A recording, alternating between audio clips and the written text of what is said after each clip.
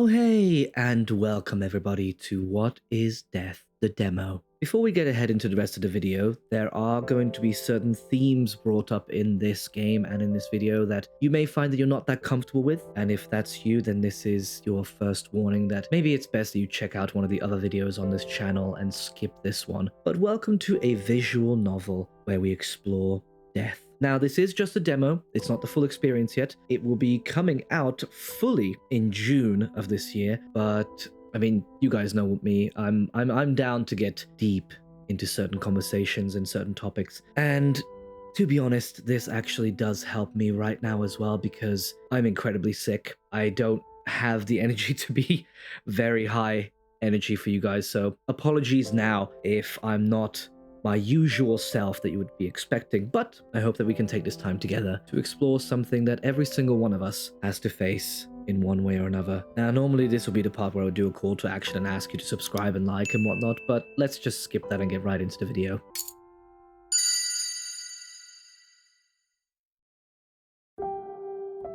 Chapter 1. The Gravekeeper's Words.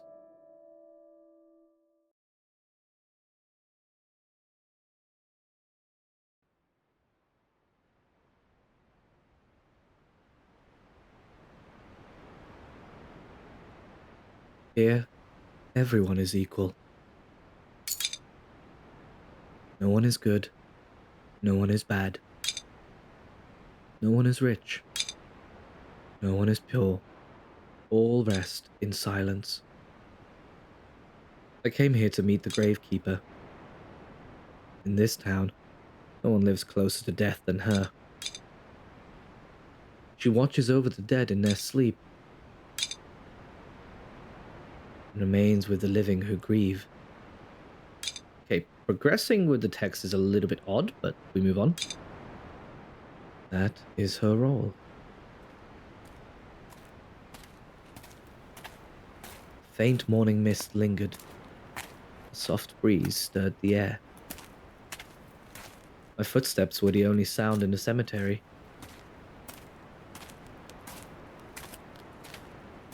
Oh man, are these real places, I wonder? Before long, a small wooden house appeared ahead. It was her workplace and her home. I stopped at the door, took a deep breath, and knocked.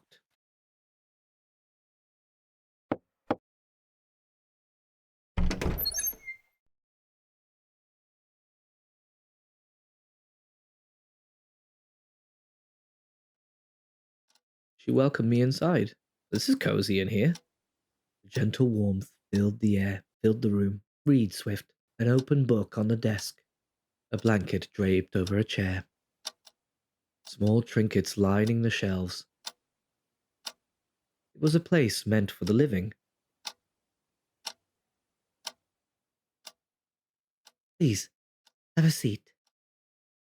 I did as she invited. Soon she returned with tea. Quietly took the seat across from me.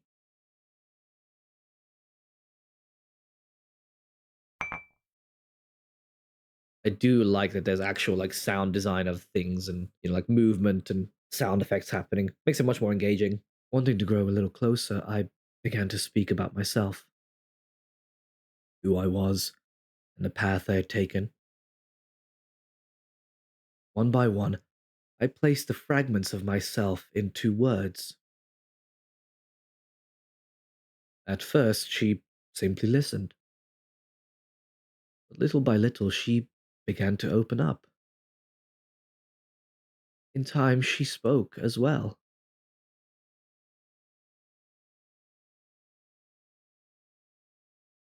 How she had inherited this role from her parents. How the work had once felt like a burden. Now she had eventually come to accept it.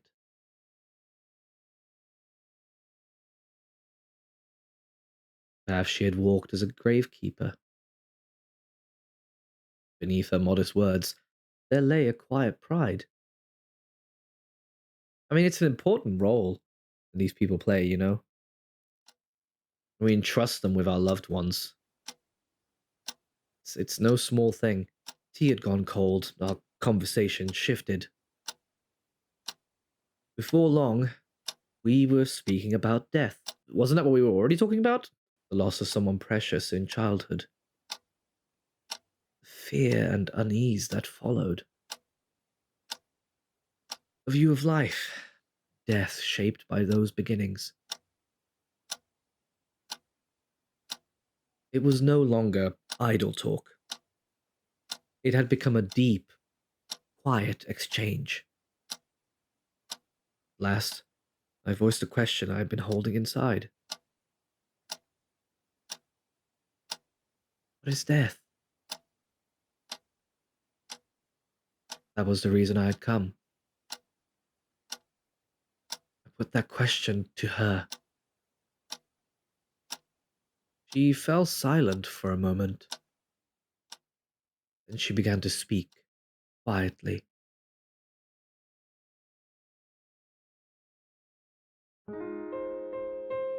Oh, wow, okay, cool. We actually do get to see her. What is death?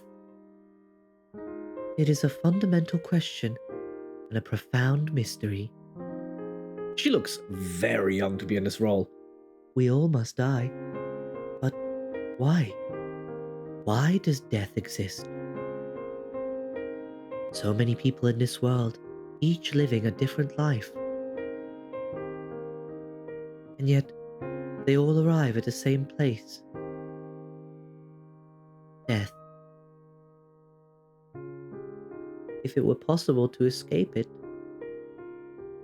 even the wealthy would surrender their fortune. Even those in power would let go of their status. And some do try. And yet, death remains inevitable.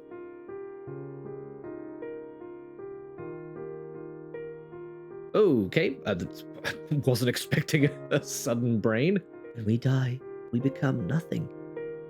That is what many in this world believe today. An afterlife, the return of the soul. These things are not scientific. Mind is merely a function of the brain. The self is nothing more than the brain itself. Once the brain ceases to function, how could consciousness remain? This is the prevailing view today.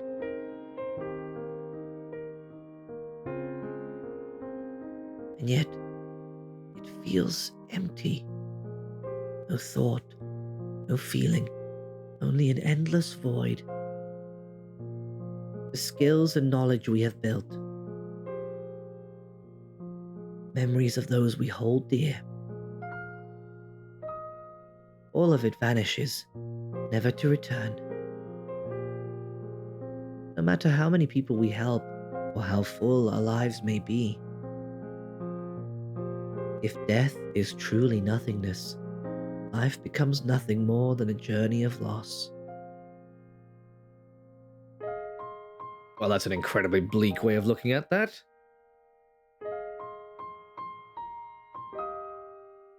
People live by what they believe.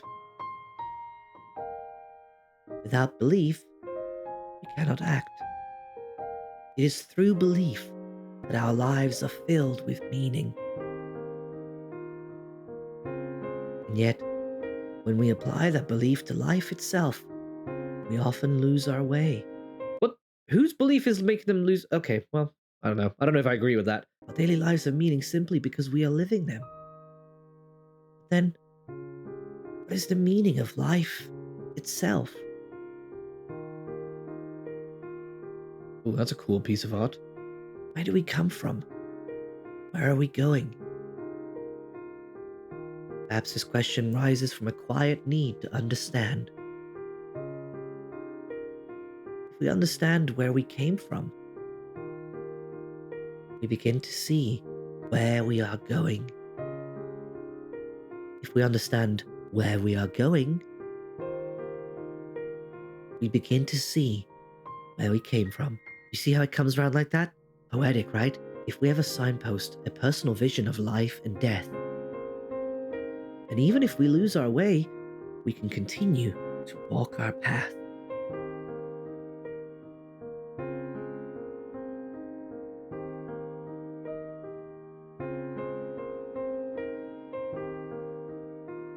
What I'm about to share is my own reflection on death. It's not something that can be told in a few words. So please, spend this day with me. The signposts I found while facing death. I hope they can offer even an insight into your question. Okay. Guess we gotta hear her out, see what her viewpoint on it all is. Again, she seems awfully young to be in this role. Chapter 2. Why does death exist?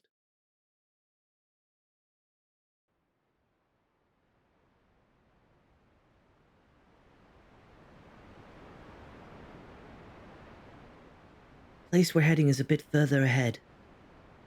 We'll be walking for a while, so let's rest along the way. She needed to stop by the church, so I went with her. She walked along the quiet path. I followed her small figure in silence. Time passed slowly. Fleeting thoughts rose and faded away.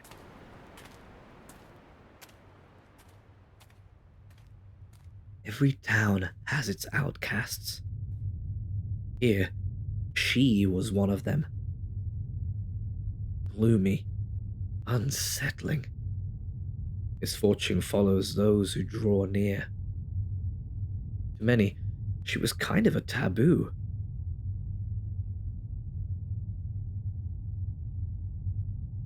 People dislike what they cannot understand. They fear the unfamiliar and turn away from it. This took a turn. Oh my goodness. In time, the fear hardens into contempt. Even so, the loudest voices do not always speak the truth. What is right can be rejected precisely because it is right. Wanting what everyone wants.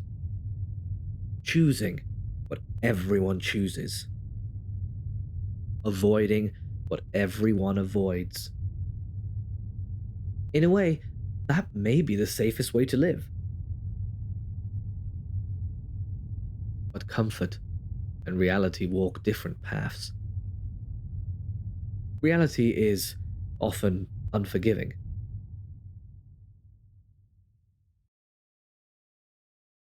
The path ahead is a bit rough. Watch your step.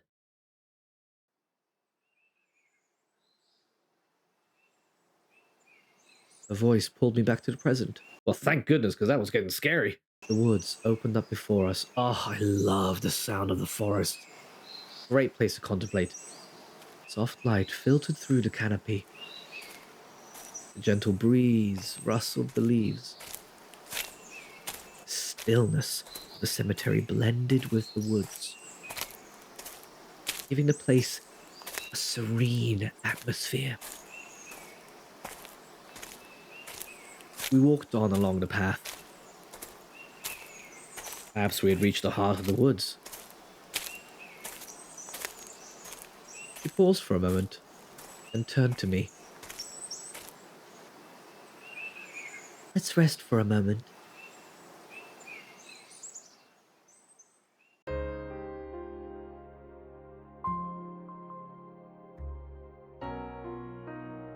I like these woods. I thought she was just going to keep staring at me, I'm not going to lie. Here, the cycle of the seasons feels clear. In spring, the trees grow bright new leaves.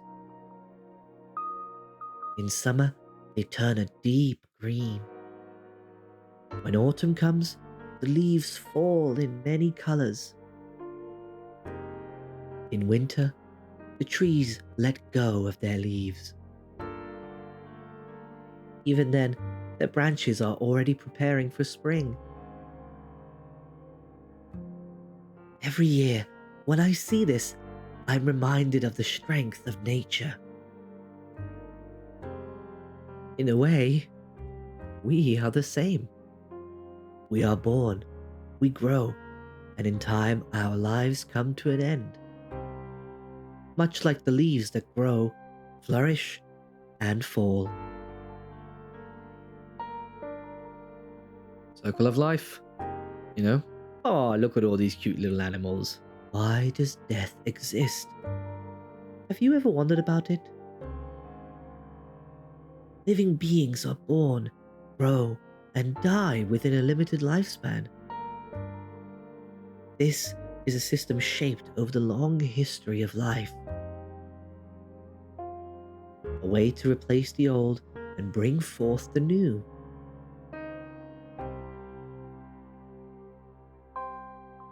Even now, the system is at work inside us. Our bodies are made up of roughly 37 trillion cells.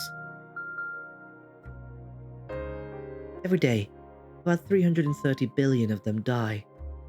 And the same number are born anew.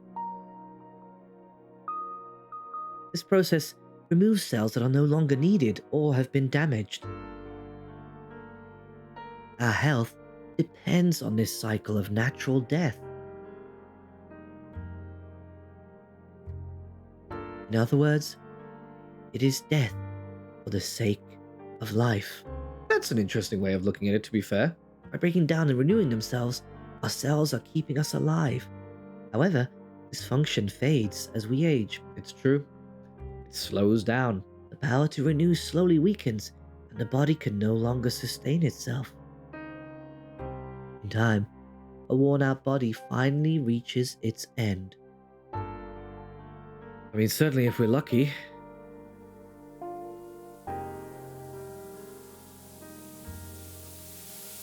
As I listened to her, a question came to my mind.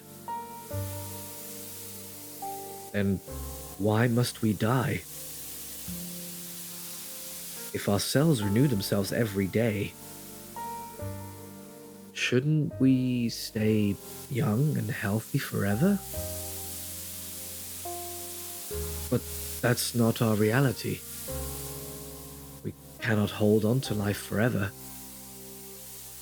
We age, and we die. Why is it designed this way? I asked her.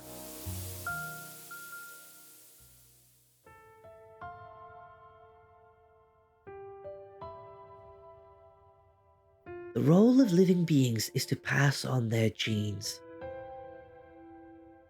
Through this, the species continues to flourish. Life is not meant to be endless. A life without aging could even become a burden for a species. Again, very scientific approach with how she's viewing all this. What happens if individuals who cannot adapt continue to survive? What if they continue to pass on their traits? The result is a gradual weakening of the collective. Okay, very nihilistic approach. As more individuals fail to adapt, the species becomes increasingly fragile. In time, it may even face collapse. The resources that living beings rely on are limited. This includes the food they consume and the land they inhabit.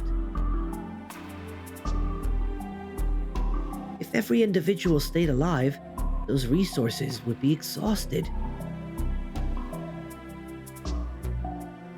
When those who have fulfilled their roles remain, a species begins to stagnate. So, life gave each being a limited span, making way for the next generation.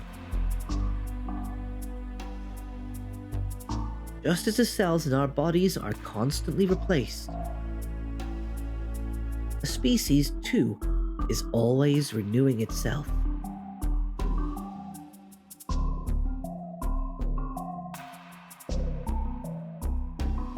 Oh, we just got Full Metal Alchemist in the background there. Through this process, life transforms again and again, It is born, dies, and is renewed. Those that grow and adapt are the ones that endure. This constant cycle of change and selection is evolution. Only that which can die can evolve. At its core lies a cycle of recreation and destruction. Without it, evolution would cease, and the continuity of life would be broken. To know death is to exist in the here and now.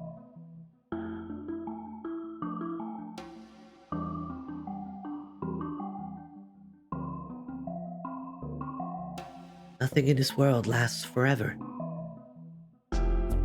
All things that have form will one day fade.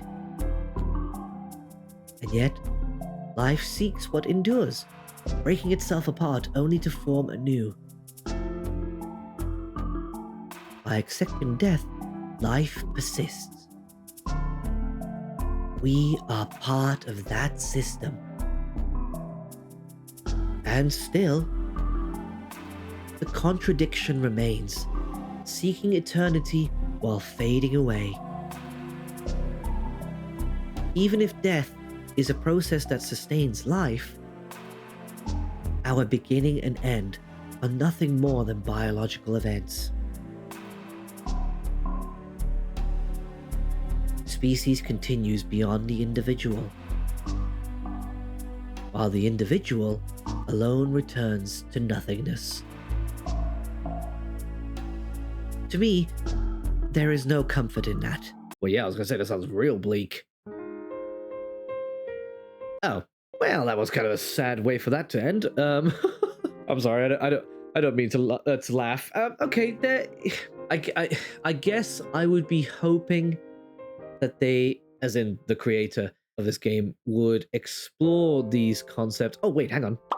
There we go. I guess I would still hope that they explore other concepts and other beliefs and other viewpoints of death. I mean, they probably won't. It will probably just continue to be from their perspective. And to be fair, it sheds light on how I'm sure many people view death and life itself. I have to say that I personally disagree with the overall viewpoint that they have of death and life and why they exist. But it's certainly interesting, and it's definitely something that's worth thinking about. And I think a lot of us negate giving ourselves the time throughout the course of our life to think about this and think about this question, because it can mean different things for different people. And again, it's something that all of us have to face. And I think for us to be able to face it in a healthy way, we have to come to our own terms with it and our own understanding. But if we don't allow ourselves to even broach that topic, it's not something that we'll ever be able to do. And I'm speaking from personal experience as well. Like a couple of years ago, I lost a very close friend of mine, and even then,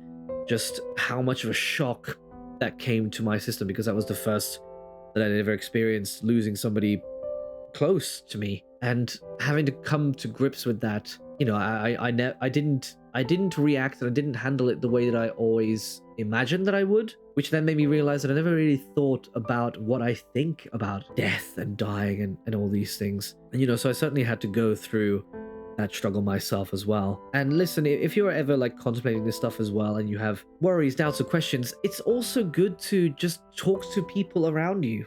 I'm not saying that anyone's going to have the answers for you, but sharing perspective is what helps us come to our own conclusions, or at least our own affirmations about what this means to us.